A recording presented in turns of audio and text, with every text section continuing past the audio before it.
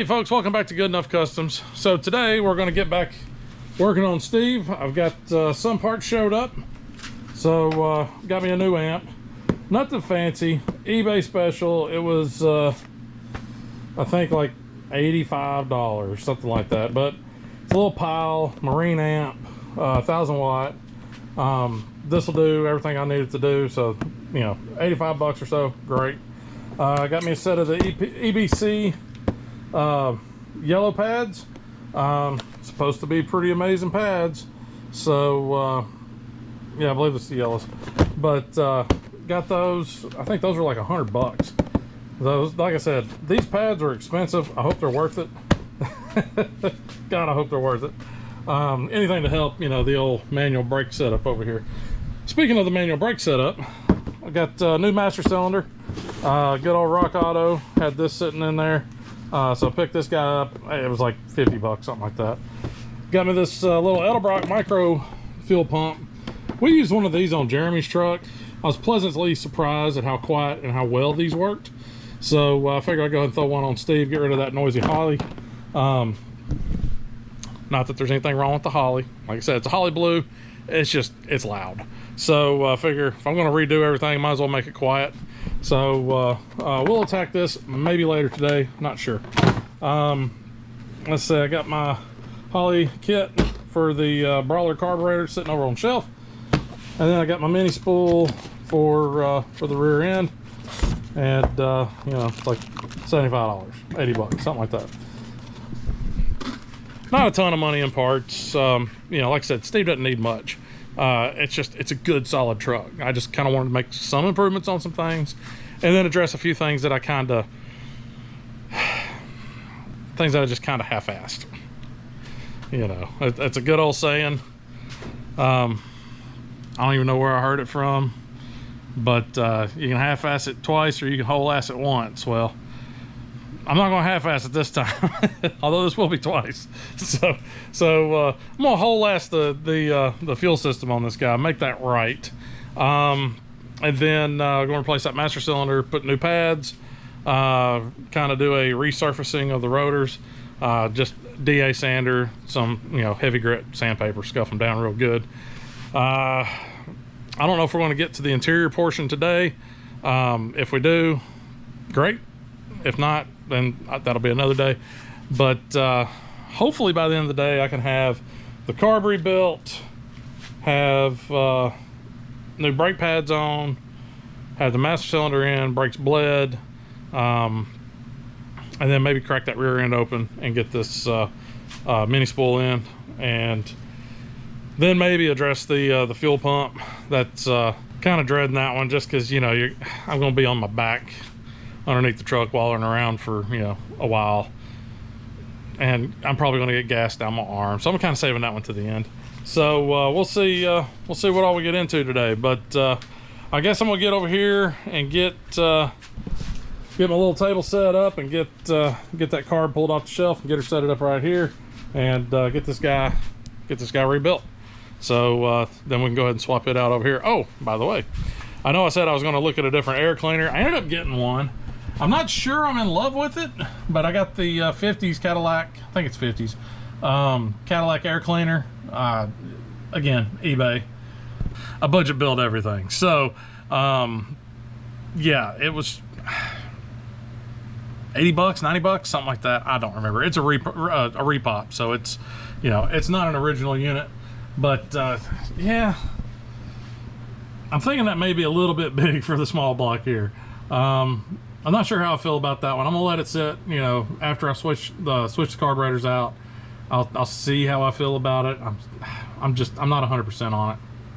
But if I do decide to switch that out and put something else on here, that would probably go on Big John, because it's a big block, and that's a big old air cleaner.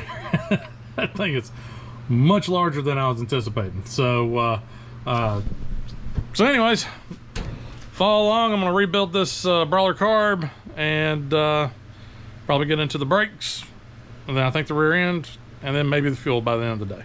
So we'll catch back up here in just a second. All right, folks. I've never actually rebuilt one of these. So this is a Holley, guess you could say Holley. It's actually a Brawler 650 or 600. Honestly, I don't remember. It's been a minute since I bought this thing. Originally, I had this on Steve, and then was having some problems with it stumbling off, right off of idle. I ended up I threw my hands up because I don't understand these carburetors very well as far as tuning them and all that fun stuff. I get a little bit better now, but at the time I didn't know really what I was doing. So I got tired of it, and I said the heck with it, and I actually put this we put this on Caden's truck for a little while, and Crook ended up finding the I guess they're the primary squirters. I don't honestly know what you call them, but little primary squirter in here. He actually went up a size on it, which gave a little bit more fuel as soon as you matted it, and that took care of that little hesitation, that little stumble. Made it run a whole lot better. But then it sat on his truck for a while. They drove it around, and they upgraded to the Holley Sniper, and we took it off his truck. I set it on the shelf. A few months later, I remembered, I don't think I ever drained gas out of that thing, and I didn't. So I took it apart, drained all the gas out, and by then it already kind of started gumming up. The gas nowadays is just not friendly for sitting for really any amount of time. So so I left the front bowl off of it, or the back. This is actually the back bowl, I think. Yeah, this is the back. This is the front of the carb. This is the back. So what I'm going to do is I'm just going to it's not really so much a rebuild as it is just kind of a pull it apart and clean. So I'm going to pull it apart, clean it up, and we'll slap it on old Steve here, see how she does. If it runs like garbage or I totally screwed it up, well, I've got a decent Edelbrock I can just slap back on top of it. So the only reason why I was really wanting to go back to this Brawler, it's a little peppier.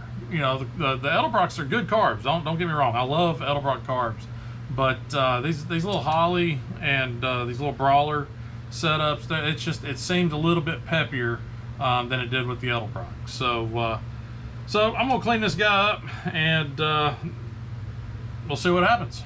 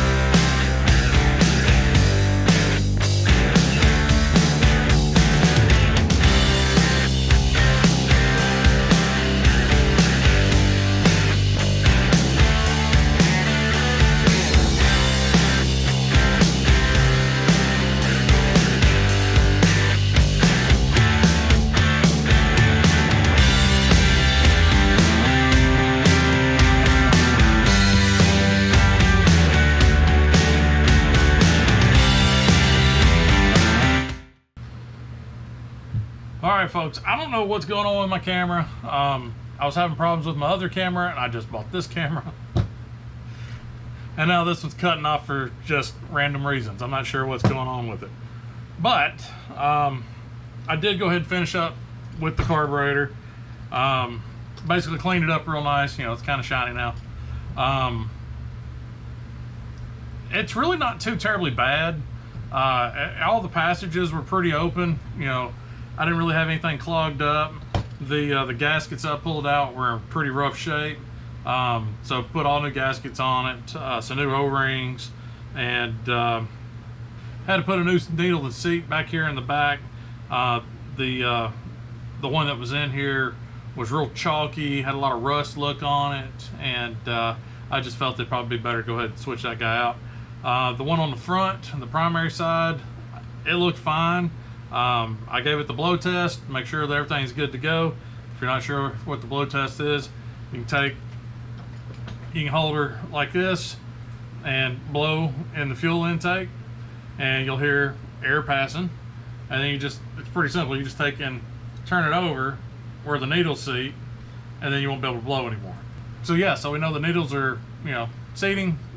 They're not letting air pass through, so they're not going to let fuel pass through. Everything looks to be in pretty good shape. So I'm gonna call this guy good enough, and I guess we'll get this guy put on the truck. And I actually have, if I can remember where I put it, it's on one of these shelves somewhere. I actually bought a bracket so I could actually hook up the kickdown cable for the transmission. I've literally never had that hooked up since I've put the 350 in it. Figure why not, you know, plus it's got a nicer throttle cable connection on it. So figure I'll use that guy, and I'll put that on here, I guess, whenever I put this on. And yeah, I guess we'll catch up here in just a second. Alright, well, I guess we'll go ahead and start disconnecting stuff. Pull these vacuum lines off. One for the tranny, one for the distributor, and we'll go ahead and pull this fuel line.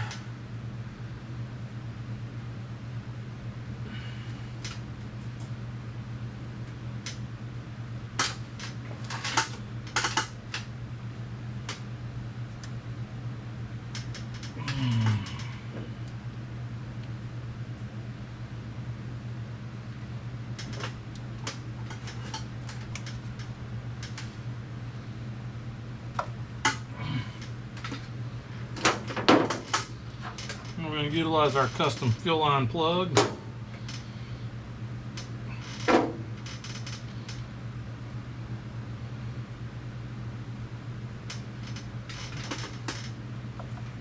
Okay.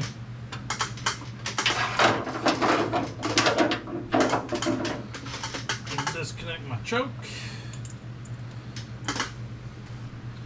And let's pull these return springs off. And throttle cable.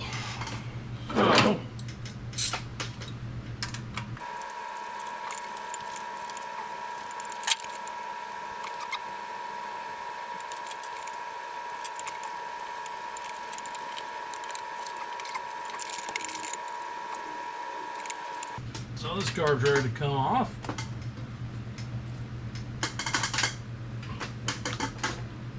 Easy peasy. Now you may be asking yourself, why is there a 1-inch spacer and studs on one side and bolts on the other side? And to answer that question, I have no idea, because I can't remember. It's been that long since I've monkeyed with this. I want to say whenever I was putting the Edelbrock on there, I cross-threaded a bolt, or the studs on this side is what I'm wanting to say, and I said, oh, okay, well, I screwed that up, so pulled those out, got a couple bolts running in there. Hadn't had any problems, no leaks out of that, so it works, whatever. So you ever just have one of those days? It's like nothing works, everything's a mess, it just aggravates the absolute crap out of you. Yeah, that's kind of what I'm running into today. So what I've discovered is trying to set up my handy dandy new piece. I don't even know what you call it, throttle cable bracket. So it's just a little cheapy unit that I picked up off of course, Amazon. You can tell I've already clearanced it. These guys when they mount up, especially using an Edelbrock, I don't know about on the Holley carb, but on an Edelbrock carb, the linkage ends up catching right here, so you just have to clearance a little bit. So I did that because I tried setting this up with the Edelbrock carb a while back. Fun thing is, it comes with a couple of attachments, one for the throttle, one for the kick down. But that's my kick down, and there's the kick down cable, and that is not going to fit in this little hole. So I've gone this long without a freaking kick down cable. I ain't that worried about it. But the fun part that I was running into is my throttle cable. I forgot that this one had a broke throttle cable on it, and I replaced it with one that I'd pulled off of a 76 pickup. So it has a different connector way back over here to where, you know, it's supposed to slide in to this guy and clip. Well, this one doesn't have any clips. It just has a little rubber grommet thing that, you know, I cut off of it. So I had to go running all over creation, and finally got my hands on a new throttle cable, and I guess I'm going to put this in now. So I'm going to put a new throttle cable in, and this guy fits, everything works on that end of it. Now I'm just expecting some other problem on the other end, because why wouldn't there be? But yeah, I guess that's what I'm doing. And if you've never swapped a throttle cable out on one of these square bodies, it's pretty simple.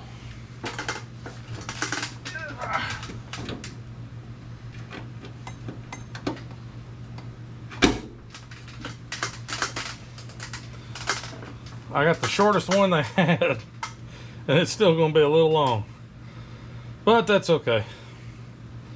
So, yep, there's my old one. So you can see it doesn't have any clips or provisions to snap in like this guy does. So, like I said, this one I think came off of a 76, and I replaced the one that was on here because it was broke. But this is the new one, so I'm going to stick that on in there. This carburetor gasket is perfectly fine. It's the one I pulled off the Edelbrock.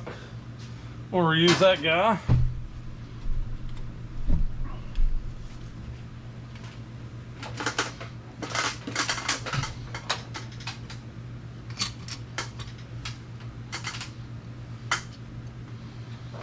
There's that.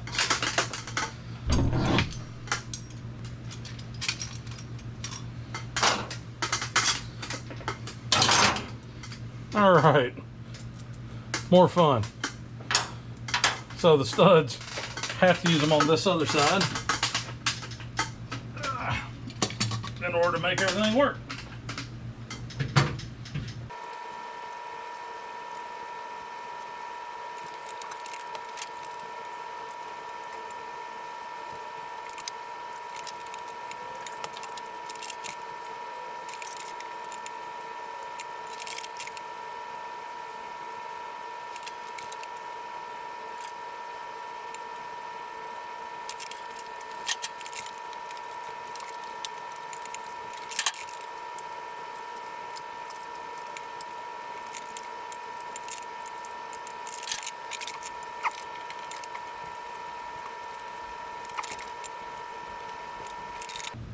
Alright, so the throttle cable's in.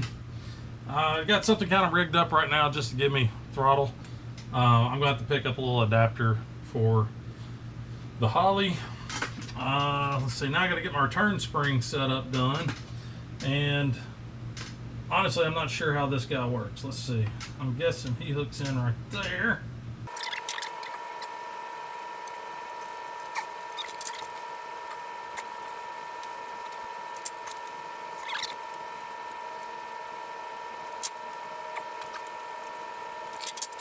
And then we're just going to set these springs up with just a little bit of tension on. Not a ton, just a little bit.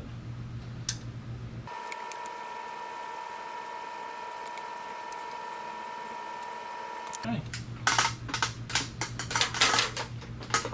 Now I can go inside and check my action.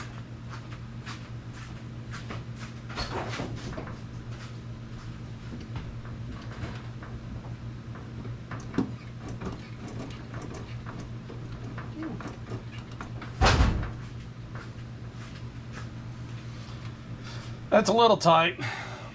I really won't know until I start driving it, see how it actually acts. I've got one of these on Big John as well, and I actually brought it down to just one spring, and that seems to be nice with that. You know, it's a light throttle. I don't have to work to push the throttle.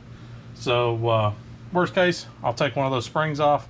That'll lighten it down a little bit, and if it's a little too light, then I can just pull that set back just a little bit and put a little bit more preload on those springs, and then that'll do just fine.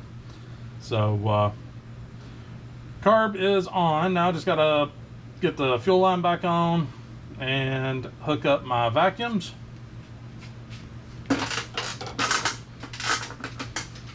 So for the fuel line, we'll come over here and take my handy dandy fuel plug out.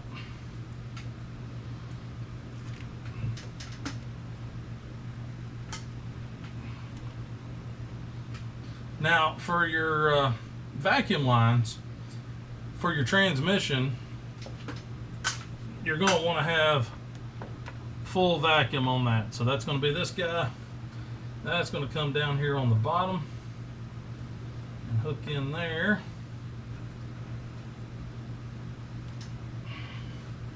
And then for your distributor, you're going to want a metered vacuum. For the metered, it's only going to catch vacuum whenever you mash on the gas. So that way, if you have a lot of vacuum, this motor actually makes a lot. Last time I had a vacuum gauge on, it was like 19, 20 inches of mercury on the vacuum, which is quite a bit. So with that much vacuum, that vacuum advance is just pretty much going to be going from the get-go. So in order to keep it from advancing it too much on the timing, set it on the metered, which is right here, coincidentally off the metering block. So let's see, and then we got to hook up our choke. I can't see where the hookup is for that. I'll have to come around. All right, now we can get our choke hooked up.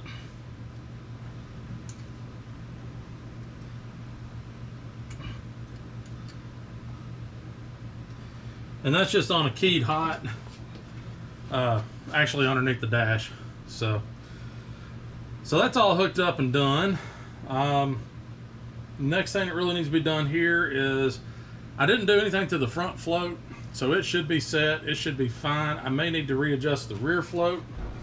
And the way you adjust these on this carb is it's actually got a little sight glass right here on the side of the bowls, and you want that to be about half full, and that's where you want to set your float at.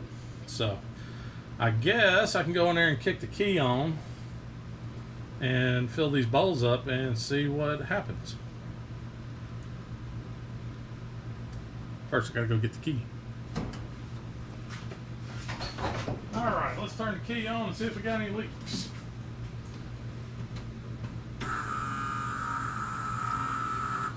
Got a leak.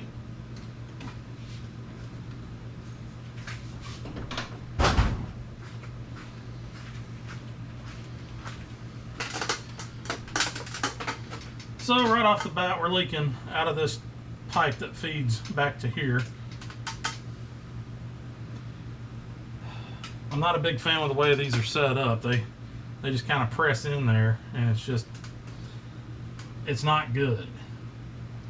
So I guess I'll have to pull that out and readjust.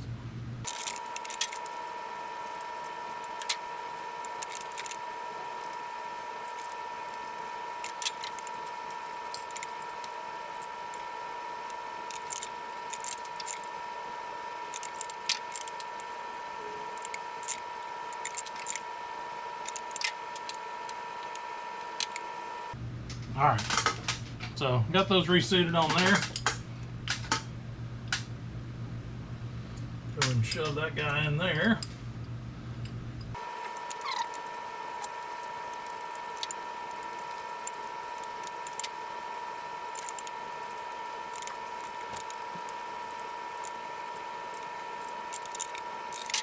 Okay, take two.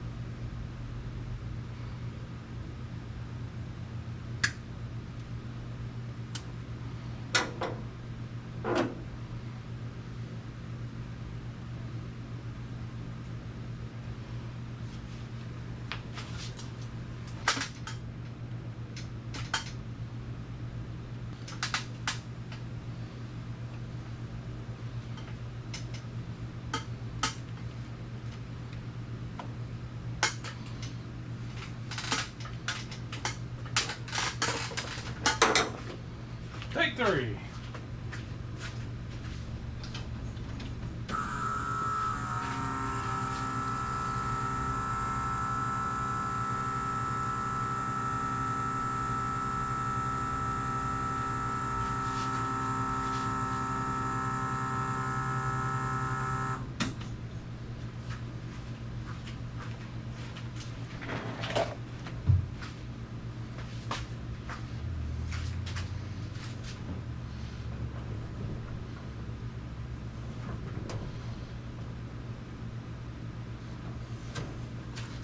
All right, so the rear is a little high, so we'll take and run that one down just a little bit.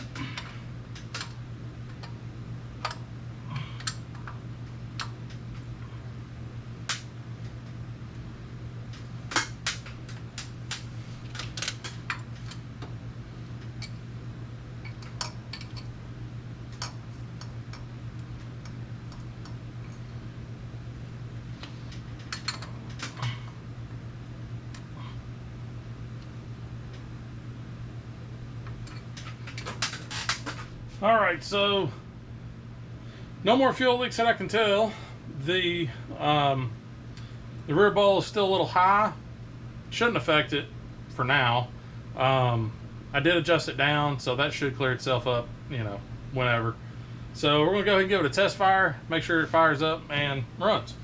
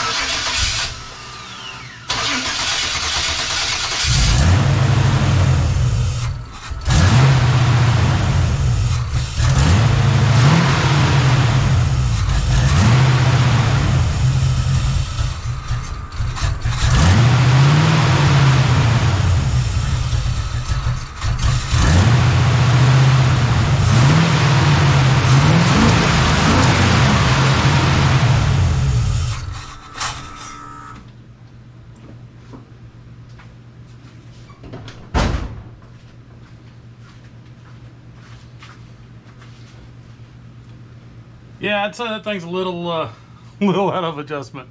So good news is she runs. That's all I need for right now. So what I'm going to do is move on to something else. But I'll have to go back and basically run screws back in, pull them back out, let this thing sit and idle and run for a while. Idle's definitely a little low, and actually I may have a little too much preload on these springs for the throttle return, so it's just, you know, it's keeping it from running. So I guess what I'll do is not worry about that for now, because I got other stuff to do. So I'm gonna have to tune this guy, obviously. So I'm gonna take care of some other things before I go to tune it on this guy, mainly because I'm gonna need to open up the big door, and it's really hot. It's like in the 90s outside right now. It's been that way all week. I've had the air conditioning going on full bore.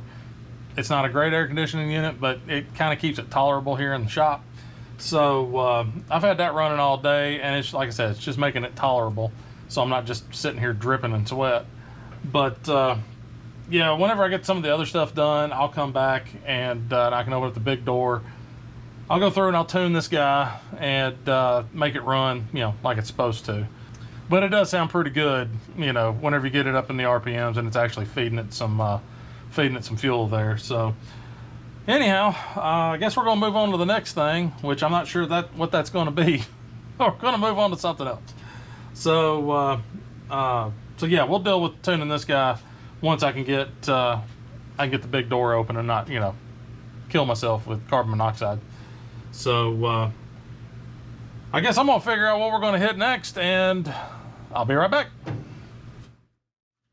All right, folks, since we're under the hood, why not stay under the hood?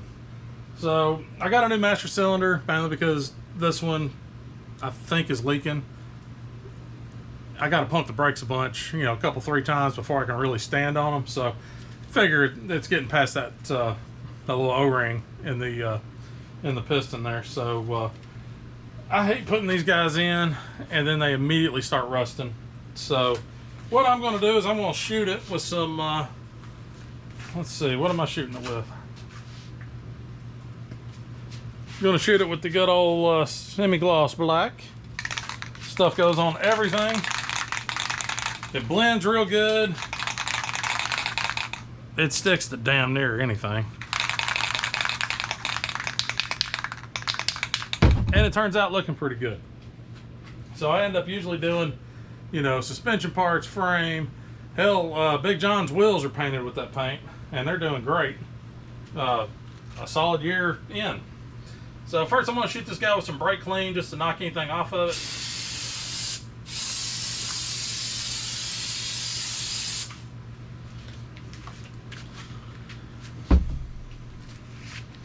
We're going to let that dry.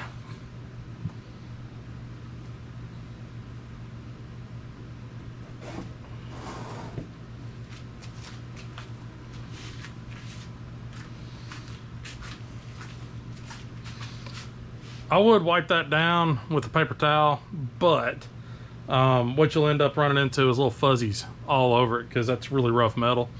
So, so I'm just going to let it air dry. Brake clean don't take very long to air dry. I did tilt it up and kind of, you know, pour the excess off of it. But that at least clean it, get some of the shipping oil and all that crap off of it. So that way the paint sticks really good. Now if you'll notice, I turned it upside down to spray it. That way I don't get anything on the surface where the lid meets. That way I don't have to worry about all that. And I just went ahead and taped up around the back of it where it bounced into the firewall. So that way I don't have to worry about, you know, anything back there getting paint on it that shouldn't. So I also took, of course I can't pick it up now because I'll get grease on it. But also took the little nubs that they put for shipping that go in where the brake lines go, those little nubs. I took and just trimmed the edges off of those. That way it's just got the part down inside where the brake line goes. That way it we don't get any, you know, paint down in where the brake fluid comes out. That'd be bad. So, all right, here we go. And always just do a haze coat on your first coat and then let it tack up a little bit. All right, that should be good. Now you can put the heavy coat on.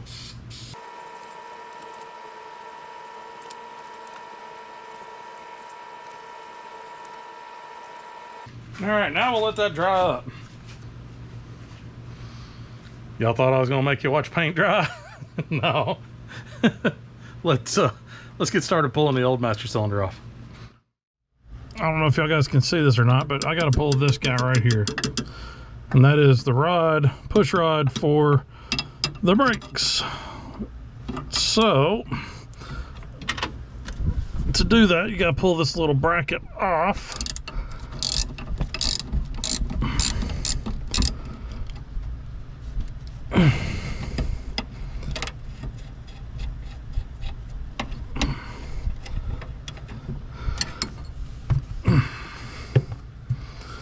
So you got to pull this little bracket out,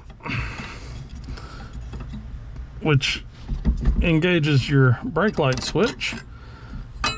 You see the little mark there where the brake light switch rides on her. And it also traps the cotter pin right there.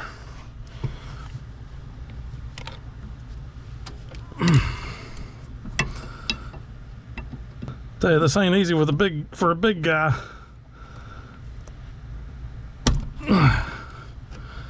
There's not a lot of room to work.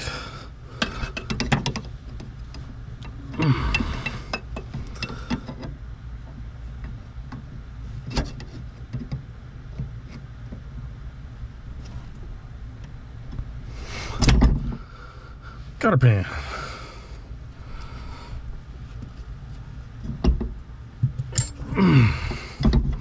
Now, I can get that little washer off, maybe.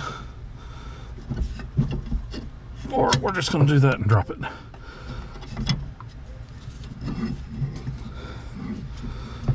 All right, so now we're free from the master cylinder. Just make sure that guy ain't going to hook back on it.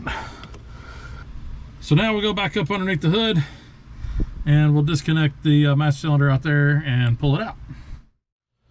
All right, folks, so on these master cylinders, especially when they've been in here for a minute, what's going to end up happening is this is going to end up rusting.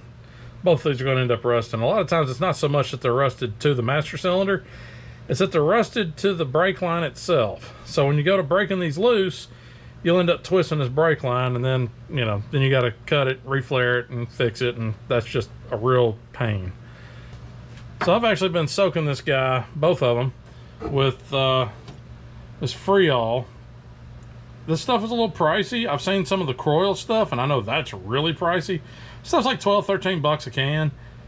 This stuff is amazing. I am thrilled with this stuff, so highly recommend it. But I've been letting that sit. I've been letting this sit and soak probably the better part of the day. So let's put a wrench on it and see if I can get her to turn loose as I figure out where I put my line wrench. All right, let's see if we can't get them to break loose.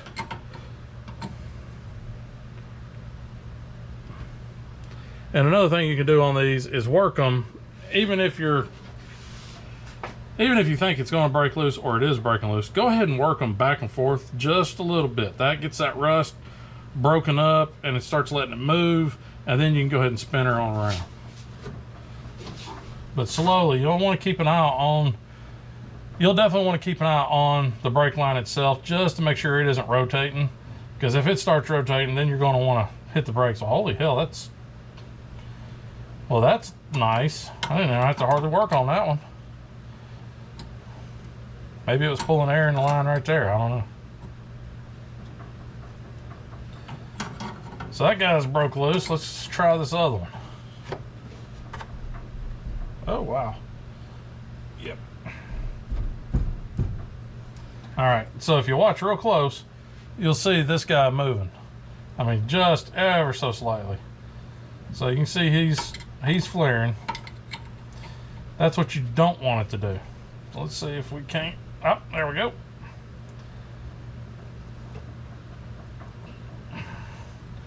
It's still grabbing a little bit, but it's loose now. All right. So anytime you guys are breaking these brake lines loose or fuel lines or anything like that, use a freaking line wrench.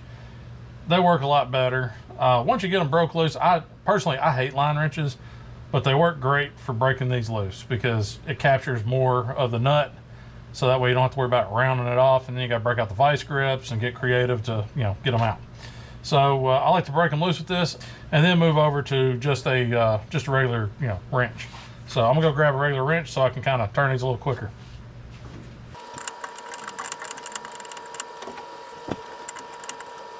Now, in case you didn't know, brake fluid is corrosive.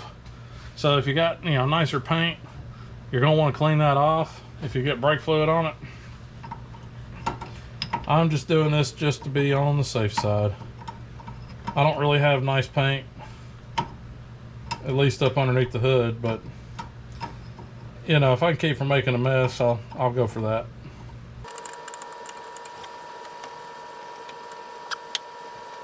Cool beans. So my brake lines are loose. Now I just got to take off the 2 bolts. I think it's just 2 bolts. It should just be 2 bolts. Yep, 2 bolts holding the master cylinder on. And we will be ready to rock.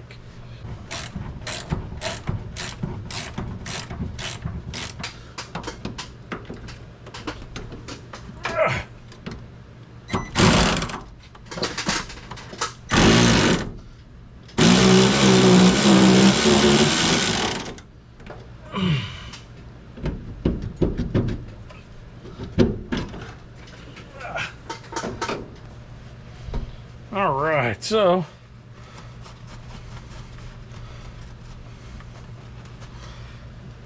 yeah, like the rest of the truck, it's a little rusty right there.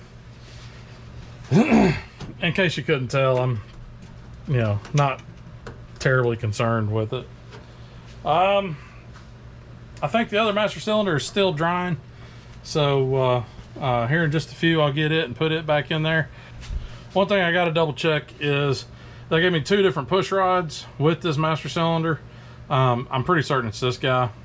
This guy seems a bit hefty for what I'm doing. This seems like it matches up with what I just pulled out of there. So yeah, seat this guy inside the cylinder, feed that back through the firewall, and then hook that back up to the brake pedal, get that all put back together, and then we gotta bleed out this this guy. But we gotta wait for it to dry first, so I'll be back shortly. All right, so master cylinder is for the most part dry, ready to go.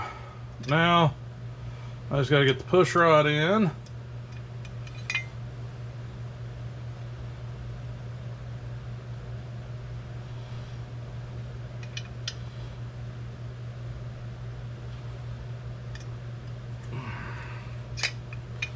All right, push rod in. Put my boot. Put the boot over the end of this guy. This will be easier. This will be easier with 2 hands.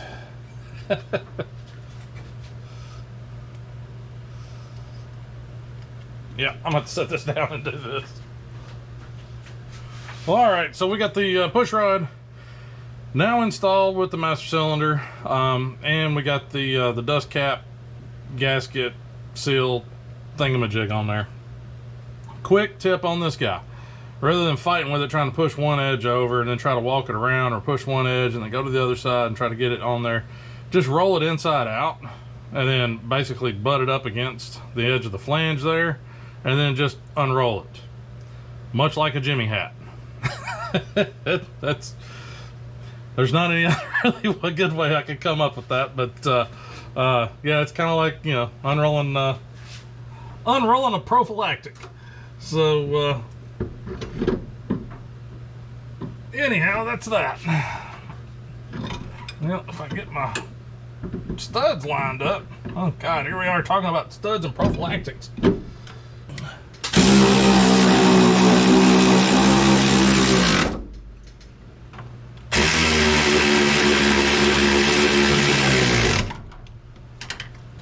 Alrighty, so I haven't hooked up the push rod yet. I'll get that done here in just a second. Don't want to hook up the brake lines just yet. Basically, we got to bench bleed or bleed the master cylinder. You know, a lot of times they say put it in a vise, take some, you know, brake line, loop it back into the bowls, and hit it with a screwdriver, you know, to activate the thing and all that. And, you know, I've seen, like, you know, Vice Grip, he likes to take and just, you know, mash it down and let it bleed that way. I've actually done that. It works pretty well. Makes a hell of a mess, but it works pretty well. Also, you got to have 2 people for that. Right now, I've only got me. So, so I was sitting there going, I was like, well, crap, what am I going to do? I'm sure I got some brake lines floating around somewhere with all the freaking C10 crap I've got floating around. So anyways, at one of the events I went to last year, I believe it was C10 Nationals in Nashville. They gave out little goodie bags, you know, for putting your truck in there and all. And it actually included this, which is a CPP, so Classic Performance Parts, bleeder kit. And it comes with all the little crap that you need to bleed a master cylinder, which is awesome. So I'm gonna set this guy up. I actually just randomly remembered that I had this when I was like, well, what am I gonna use to bleed this freaking master cylinder? And I was like, wait, I've got that. Where in the heck did I put that goodie bag at? Luckily, the goodie bag's been sitting in about the same spot it's been sitting since I got home from the C10 Nationals. So I'm going to use this turkey, and we'll go ahead and get these set up and on here, and go ahead and get some brake fluid in it, and then I'll go inside the cab and I'll get the piston hooked up to the brake pedal, get all that done, and then we'll get these guys kind of bled out, and then we'll go back and we'll hook up the actual brake lines. And then the fun part is yeah, there might be just the slightest little bit of air right here. Well, you know, I'm putting new pads on it, so I got to collapse the calipers back down. So whenever I do that, it ought to push brake fluid and any air at the top line, at the top edge of the brake line. It ought to push any air up here right back into the the master cylinder, and it'll just bubble up inside the reservoir here. So so that ought to be cool. That'll be basically bleeding the brakes all in one shot. So I think that'll work out very nice. So so I'm gonna get this done real fast, and I'll catch up here in a minute.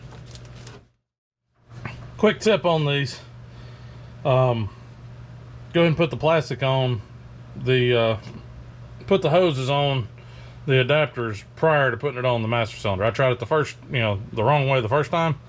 That's like a nightmare. So you really got to work to get these hoses over top those little barbs.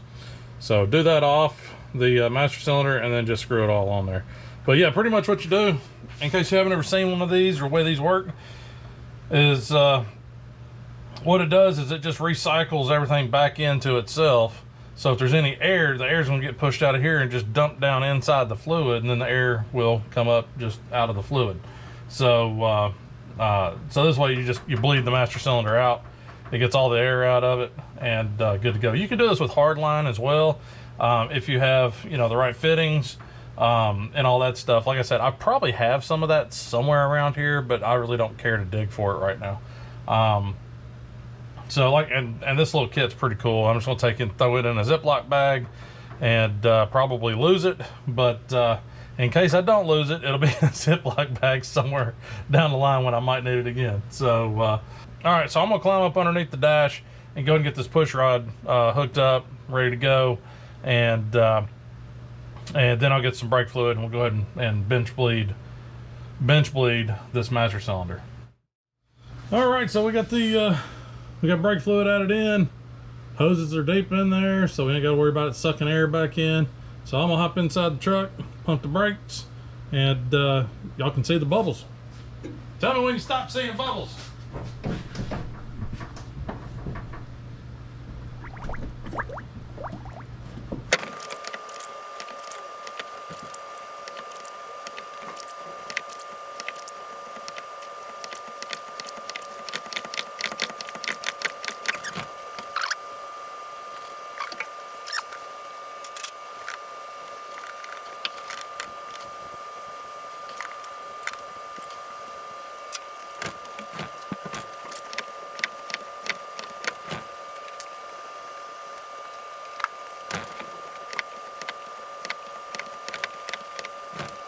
Or this master cylinder is now bled, so now I got to disconnect the plastic lines and then hook up the steel lines, and that way it'll get the system sealed back up. And then when I go to do the brake pads and push those calipers back, that should throw some more bubbles up here, because any air I got is going to be sitting right here at the top of this, so that'll just kind of push back through. So anyhow, I guess that's what I'm gonna do. Well, all right, there we got it.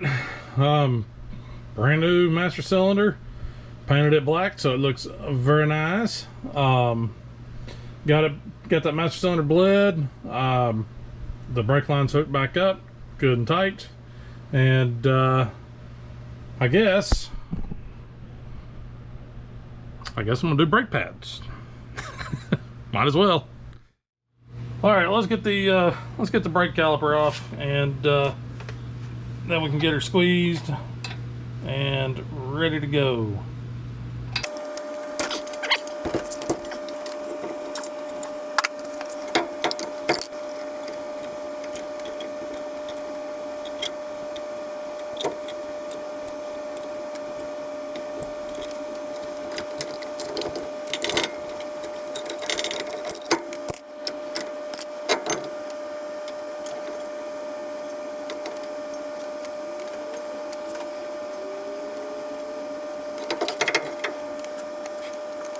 Alright, so calipers off, calipers pressed back.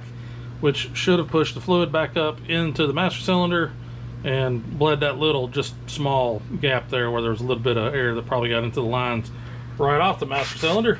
So that should be good. The caliper, or the rotor, is pretty dang smooth. I don't have any ridges.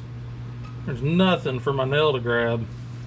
So yeah, we're just gonna hit this with some sandpaper and call it good.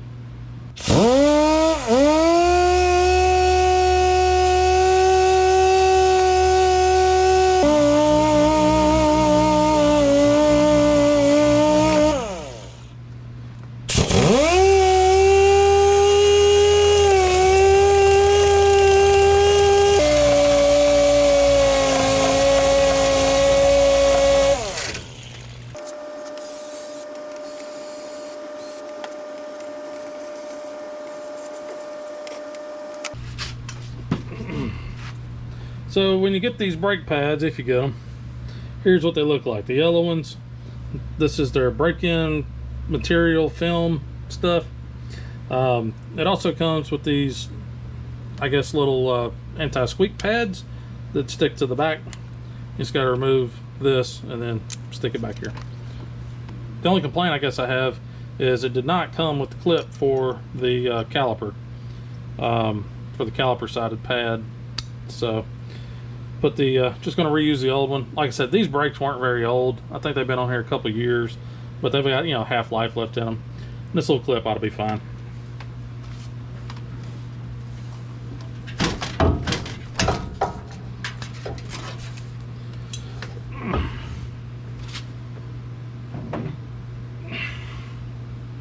And we'll go ahead and load up the new pads.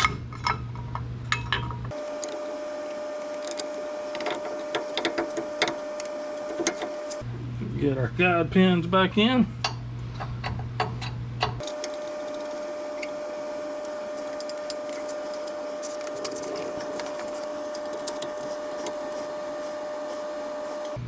And go ahead and get her all cinched down.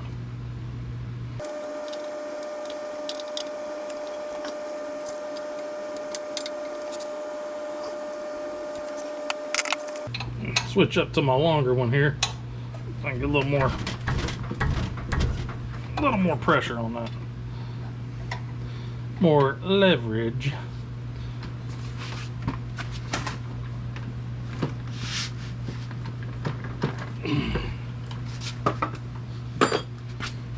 All right. Well, that's done. Driver's side just the exact same as the passenger side, so I'm gonna go knock that side out. I'm not gonna worry about filming it because, you know, you saw it here. So I'll go do that on the driver's side, and then I guess we'll get in there and get the brakes pumped up and check the pedal feel with the truck off. Now I'll catch up here in just a moment. All right, folks, so I did the driver's side already. While I was over there, I noticed I had a little play in the wheel bearings. I haven't adjusted these since I put them in. They're definitely a little loose. They're not crazy loose, but yeah, you can kind of tell. Just listen real close.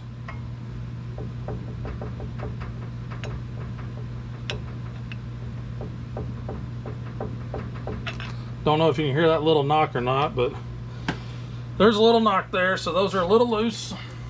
So I'm pretty much just going to give it a good turn, maybe a little bit more than a turn, and get her tightened back down.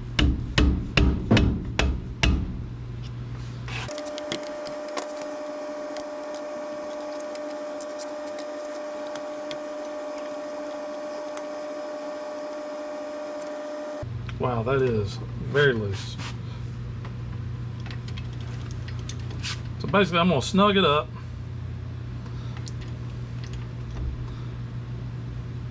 And I'm going to give it about a quarter turn.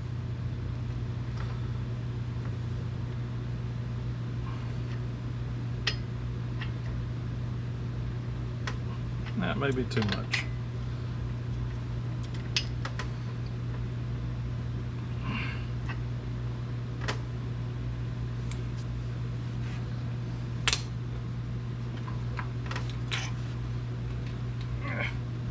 Now we can check.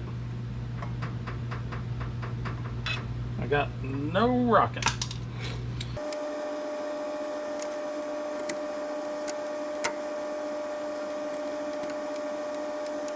All right, so that's done.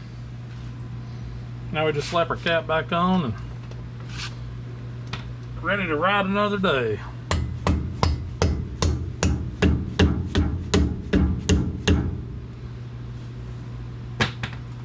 And now looking back, that may have been what I was feeling in the steering, because whenever I was, I could tell there was a little something off driving down the road. It wasn't, it was responsive, but it had just the slightest little hiccup to it. Whenever you went to turn one way or the other, it kind of had like a little delay, and I just didn't put two and two together, but that's definitely what that was. So yeah, so fantastic. I found that little issue, got that sorted out, that I keep from smoking a set of wheel bearings, and got them good and tight. And the funny thing is I ran into the same exact problem on Big John, where I got everything done. Man, steering felt good and tight. It was driving really, really well.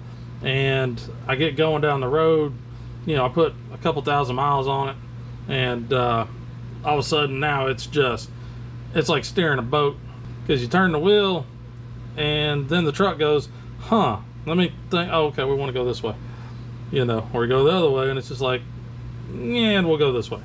So there was that little delay there. With Big John, it's such a big truck and it's so long, it really does feel like you're steering a boat, because it just, driving down the road, it would just do this constantly because you couldn't keep it on center.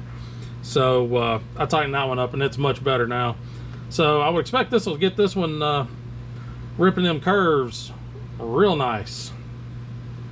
So, all right, well, brakes are done. Wheel bearings are tightened back down, and I guess we'll move on to something else. All right, folks, so brake pads are in, new master cylinders in, got the master cylinder bled, got the wheel bearings tightened back up a little bit since they had a little play in it, rotors sitting there doing this number. So the EBC brakes, they actually come with a little paper. It actually says, please read this leaflet. So I kind of read through it. I'm not going to bore y'all with all the little details. Basically, it just says make sure that you got a new rotor or a freshly turned rotor. Kind of skipping that step, mainly because those rotors are in really good shape. Scuffed them up, they'll be fine. But it does say that it takes a little while to bed these guys in and get them where they need to be. So let's see, that red coating that I showed you, that's kind of their bed in stuff. It helps to kind of deglaze the rotor, so it's an abrasive type coating. It says drive carefully for the first 50 miles. I'm guessing that's while that red stuff kind of cooks off, gets the pad, or gets the rotor kind of ready. And it says that you may have some brake noise, some squealing, squeaking, whatever you want to call it, and that may continue from 500 to 1,000 miles. But it does only say, it says it only happens on certain vehicles. It doesn't list those certain vehicles, but that's what it says. It says that the early brake noise is pretty common, so I guess got that to look forward to. It says approximately 200 miles of urban use is when you can commence doing the final bed in of the pads, and then that's going to be decelerating from 60 mile an hour to 20 mile an hour, at least 5 times on a quiet, safe road environment. Figure I'd do that on the interstate, but says to do that, to bed those guys in there, and that's after 200 miles of urban driving. I'm hosed. I live out in the middle of freaking nowhere. I mean, it's pretty doggone rural out here. Although I do get on the brakes quite a lot, because those farm roads got a lot of switchbacks and 90-degree turns and all that stuff. So, but it says that the true value and performance will only be realized after 1,000 miles of urban driving. So I'm guessing that's a lot of brake, off and on brakes to get those things bedded in good. So, like I said, I live out in the middle of nowhere, so urban driving's kind of out, and I'm not going to drive this truck up into Nashville, so just to get some miles. So what I will do though is I'll drive it to work off and on throughout the week, and then if I got some errands to run, stuff like that, just get out there and put some miles on it. try to get those pads seated in and bedded in really, really good before power tour starts.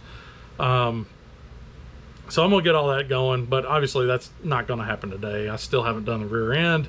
Still got to address the fuel pump and all that stuff. And then of course my creature comfort list, I got to do all that as well.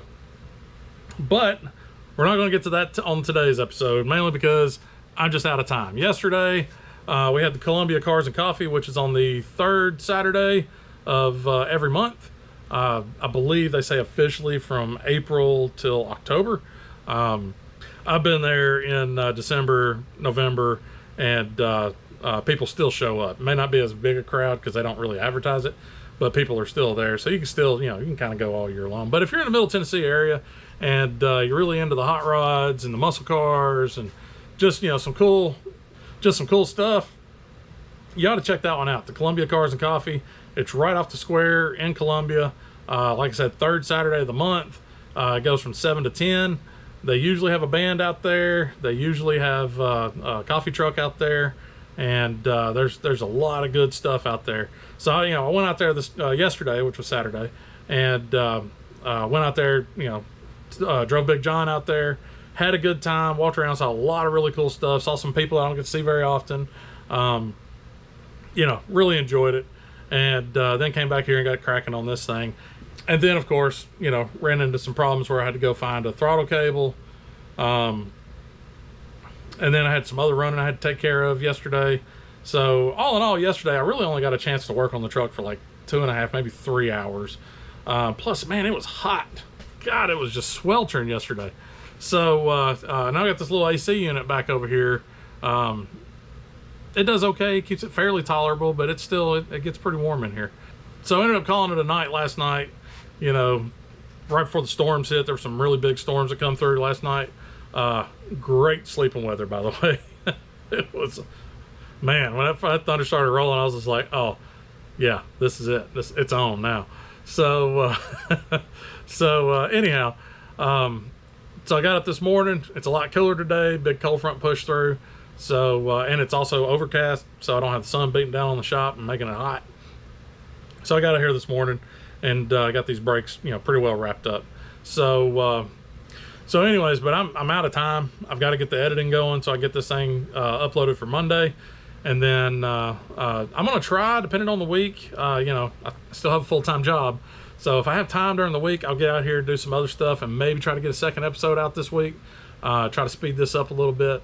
And, maybe I can get on the fuel pump and get that rewired and get that replumbed to get the new pump in. And then I can get that rear end done. So I'm going to try. I'm not going to promise anything. I'm going to try to get a second episode out this week just for Steve to get it wrapped up. So that way next week I can get rolling on getting the interior, getting the seat redone, fixing the springs on it. If I can fix the springs on it, I don't know if I can or not. Get it recovered, get that new amp in, and just kind of have this thing wrapped up, hoping to have it done by the end of next week. That way I can get Crook's car in here. He's got his Camaro that he's planning on taking to Power Tour, and we just got some maintenance stuff to do on it. Make sure it's good to go for that long road trip. So anyways, I do appreciate y'all guys watching. If you haven't liked the video, go ahead and hit that like button down there. That gets that YouTube algorithm just kind of, rocking and rolling. If you've made it this far and you haven't subscribed, go ahead, hit that freaking subscribe button, man. It doesn't cost nothing. It's free. It just, again, helps the YouTube algorithm, gets the channel growing, gets it going out there, more people can see it and all that fun stuff. So, anyhow, that'll wrap it up for this week. So, y'all guys just remember, it ain't got to be perfect, just good enough. We'll talk to y'all later.